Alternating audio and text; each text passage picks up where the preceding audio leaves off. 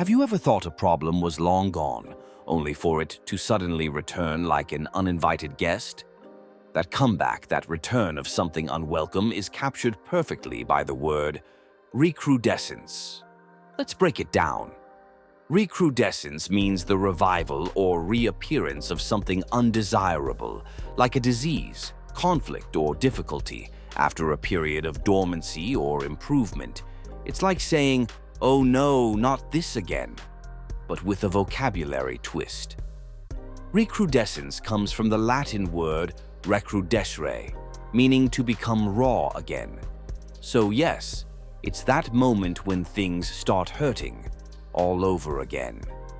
Now, let's see it in action with 7 vivid and relatable examples. Example 1.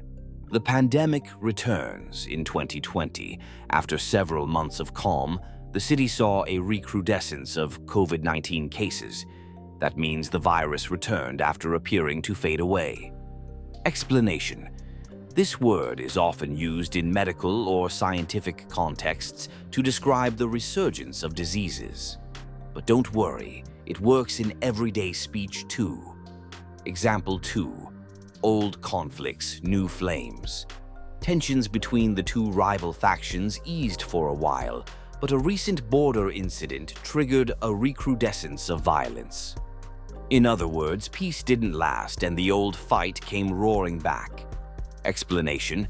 Think of recrudescence whenever something bad, like anger, violence, or unrest, returns after lying low. Example 3. Acne, the unexpected comeback. Julia thought her teenage acne was gone for good, but after weeks of stress and junk food, she experienced a recrudescence of breakouts. Explanation. Yup, even acne can have a sequel. Not a fan favorite, but definitely a fitting example. Example 4. Financial troubles reappear. After years of financial stability, the company faced a recrudescence of debt due to poor investments. Translation. The debt problems that were once under control came back. Explanation.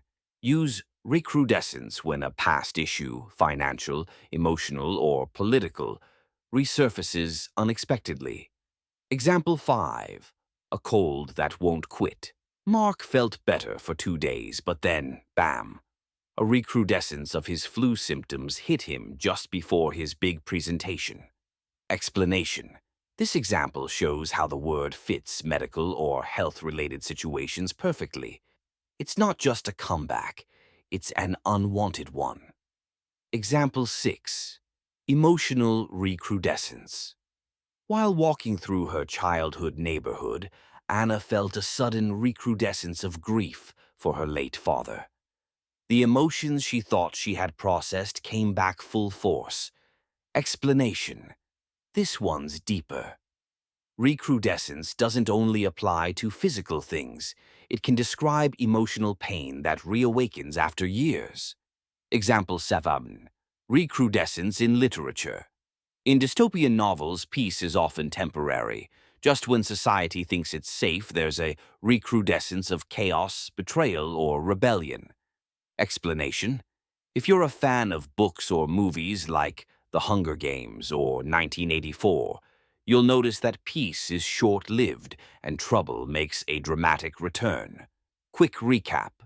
When to use recrudescence. Use recrudescence when a disease returns, a conflict reignites, a problem resurfaces, an emotion unexpectedly comes back, something bad that had gone dormant starts up again. Synonyms you might hear. Relapse, resurgence, return, revival in negative contexts. But remember, recrudescence adds a layer of depth and drama. It doesn't just return, it reopens old wounds. A little vocabulary artistry. Want to sound smarter in an essay, a news analysis, or a formal conversation? Try something like, "The recrudescence of extremist views in the region is deeply concerning." Now that makes you sound like you read The Economist before breakfast. Before we close, Words like recrudescence aren't just big words, they're precise words.